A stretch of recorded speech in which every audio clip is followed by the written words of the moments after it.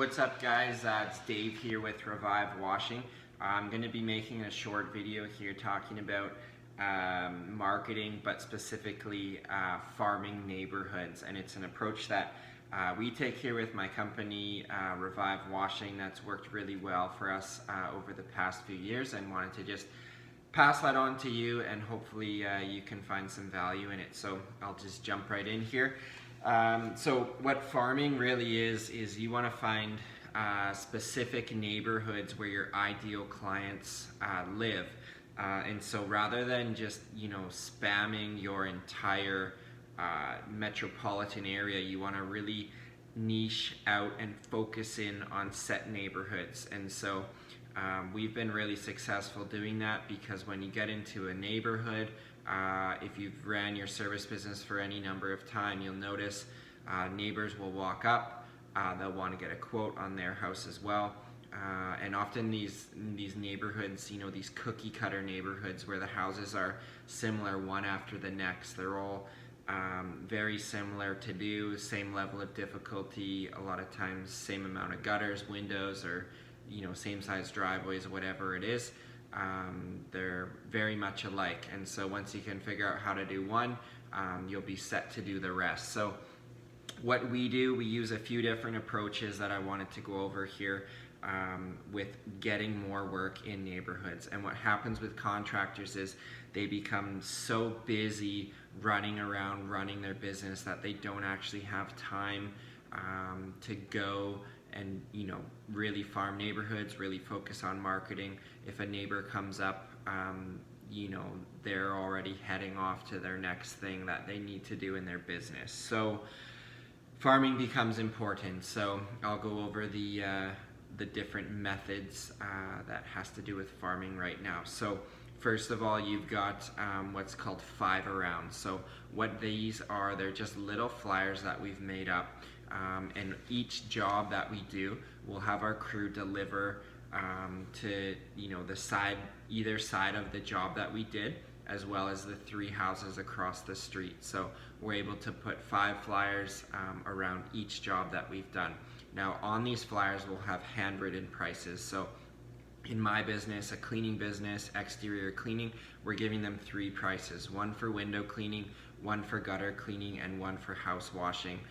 These are written in just with a Sharpie pen, and so when the neighbor's coming home that day later after work, it looks very authentic, very genuine, that we've taken the time to give them a price and put and leave it on their door, basically. So we just slip it in the door between the door itself and the weather stripping, so that it doesn't get wet, and again, handwritten price. So it's a nice flyer made up, says we're working in your, we're just doing work for your neighbor, and we wanted to do work for you as well, or get a price for your home as well. It says we just cleaned at such and such address, and then it has the prices below. So that is one method that works really well. I would go so far as to say, if you deliver 5 of those, you'll get 1 person calling for a lead. So they just convert excellently, a lot better than just a generic flyer would. So that's number 1. Step 2 would be bag signs or lawn signs, call them what you like. But we like to put these signs into the neighborhood that we're working in. So, you're in a subdivision, say 100, 200 homes, it's a good idea to have 2 lawn signs set up. We like to put one at the entrance of the subdivision and one at the exit, so that as the residents are driving in and out of their neighborhood, they're able to see our sign either when they're coming or they're leaving. I would caution you to not go too crazy and put too many signs up, as your municipality bylaw and other residents of the area might not be too happy. So this is definitely more of an art than a science with regards to marketing, but those signs work really, really well. And again, the farming, it's all about creating that presence in the neighborhood that you're working in. So it's very important to use a bit of discretion with those lawn signs. They do work really well, but if you do go too buck wild with them and get caught or get fined, it's not going to work out so well for you or your company. So that's number 2. So we got our 5 arounds, we've got our signs, our bag signs, lawn signs. Third up is a wrap vehicle. So this is a big one. I'm really big on this. Magnets work as well. If you're on a tighter budget, magnets are okay. But I think going with the full vehicle wrap is the way to go. Depends on what you're driving. It could cost $2,000, could cost $3,000, somewhere in there. I can tell you though, they're totally worth it. I get texts, calls every week from people who know me or my company. Hey, just saw your van here, saw your van here. It gets noticed. It's literally a driving billboard. In home services, typically as you get started, you don't have a physical location, a warehouse or an office. You may have that as you grow in time, but typically when you're starting, your office is literally your van, your truck, your car, whatever you're driving. So think of all the rent that you're saving each month if you're working from home and you don't have to pay for an office space. I would strongly encourage you to look at that amount and potentially put that into a vehicle wrap, because it will pay for itself.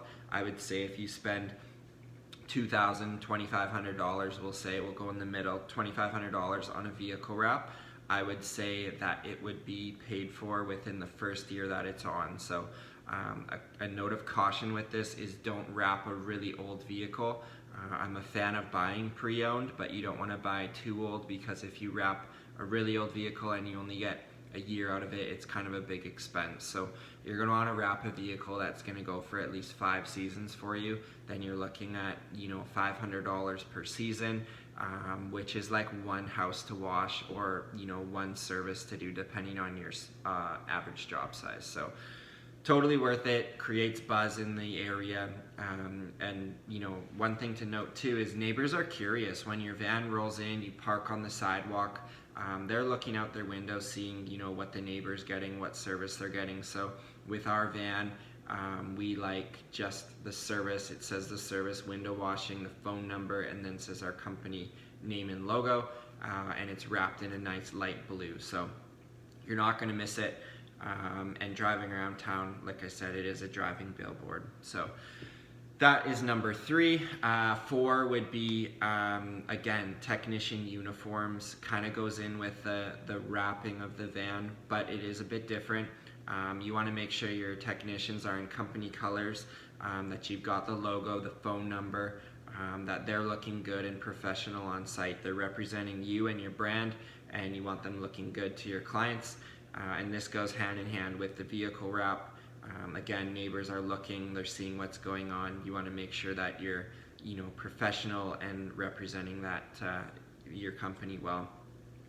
5th would be similar to my first point, flyers. So you want to you want to let your clients know and your neighbors of the clients know that you're in the area working, and that works with the 5 rounds really well. However, there's other streets in and around your homeowner's house that should know about you as well. So we have flyers made up just with our services, our logo, and a phone number, website, just super simple, and we will deliver those regularly to those homes for the neighborhoods that we are working in and trying to farm. So super important. Make your flyer a little bit different too. Because you want to really stand out against homeowners getting tons of flyers in the mail. You want yours to be a little bit different, and if you want to really bootstrap, you're better just to go out on your own or hire somebody and personally deliver those flyers, because when a homeowner gets a stack of flyers in the mail, chances are that's going right into the recycling, versus if it's just an individual flyer popped in the door, they have a better chance of looking at it and at least giving it 5 seconds of their time or whatever it is. So farming, guys, is super important. It's how I'm building Revive, and I'd strongly recommend it rather than just going with the big advertising budgets, the radio, the TV, the billboard, sending out 50,000 flyers to 50,000 homes. You're way better to pick neighborhoods of 100, 200 homes, 300 homes, whatever it is.